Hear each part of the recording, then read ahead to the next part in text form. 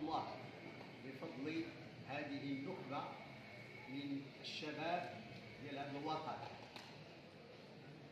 ولذلك قد انتدبني وأنا جبت المهنة وآدابها احتراما لمؤسساتها سأتلو أمام سيادتي.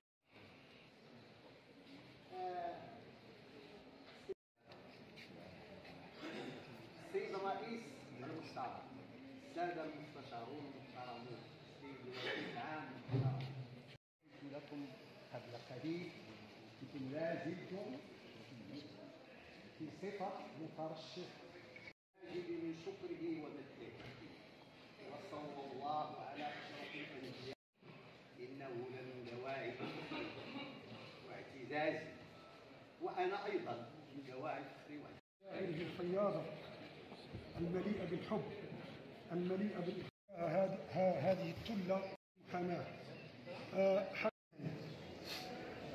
مسألة أخرى أنني ما هي الناس كلمة غادي نزهرها فينك واحد شويه.